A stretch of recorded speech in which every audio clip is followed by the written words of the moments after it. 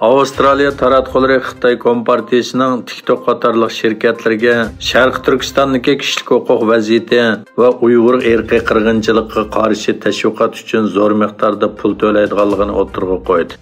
Soda gazeti Avstraliya pul muomala obzorida aytilishicha, Xitoy doiralari buning uchun tor cho'lponlari bilan ishlab chiqarish shirkatlari va ijtimoiy aloqa tori abonentlariga $620,000 to'lagan.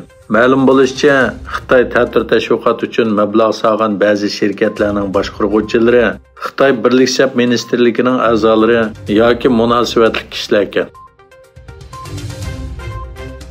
Xitoyning Sharq Turkistonda elib borgan sistemalik irqiy qirg'inchilik va assimilyatsiya harakatlari dunyo jamoat fikrida kundan kunga to'nilishga boshladi. Uyg'ur faoliyatchisi Ansar Anvar 2022-yillik Qatar Dunyo Lo'nqisi futbol musobaqasida dunyoning diqqatini Uyg'ur irqiy qirg'inchilikka tortish uchun harakat qildi.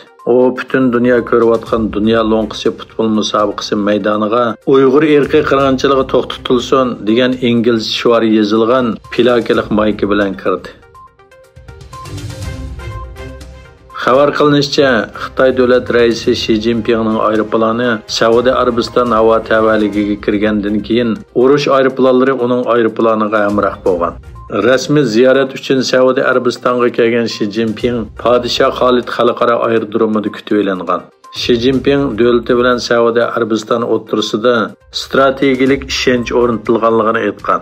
Ma'lum bo'lishicha, Xi 7-yildan 9-yilgacha bo'lgan rasmiy ziyorati jarayonida poytaxt Riyodda o'tkaziladigan Xitoy Arab davlatlari boshliqlar yig'ini va Xitoy Paris qo'ltig'i hamkorlik tashkiloti boshliqlar yig'iniga qatnashdi ekan. Bu vaqtda bayonot e'lon qilgan Sharq Turkiston madaniyat va uchur markazining raisi Abdujalil Qarqash, Uyg'ur irqiy qirg'inchiligi dunyoda kun sayin keng to'nilayotgan bir paytda bu zulmga sukut qilib kelayotgan Saudiya Arabistonning Xitoy davlat raisini hashamatli kutilishining bir nomus ish ekanligini ta'kidladi. Saudiya Arabiston va boshqa arab islom davlatlarining musulmon bo'lish sifati bilan majburiyatini ado qilishni xotirlatayotgan Abdujalil apandi arab va islom dunyosi, turk dunyosi Uyg'urlar uchrayotgan bu irqiy qirg'inchilikka qarshi harakatga o'tish kerak dedi. Yevropa ittifoqi Xitoyning Litvada savdo cheklimiz qo'yishi va Yevropa shirkatlarining yuqori texnikalik mahsulotlarining patentini qo'g'dashga to'sqinlik qilganligi sababli Dunyo savdo tashkilotiga Xitoy ustidan 2 arz sundi. Xitoy Yaponiyaning 5 yillik mudofaa xamchotini 50% dan ko'proq oshirish planini xatarlik taraqqiyot deb baholadi.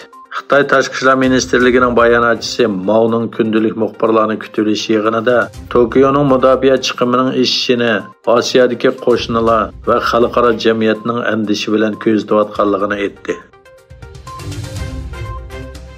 Amerika Tashqi ishlar ministrligi Tayvanga $428 million harbiy ashyo setishni tasdiqladi. Amerika parlamentiga avatilgan uqtirishda Tayvanga qurol sistemasining zapas zapchaslarini o'z ichiga olgan ayrim $330 million va $98 million qimmatidagi F-16 va C-130 tipli aeroplanlar sotiladiganligini o'tirg'a qo'ygan.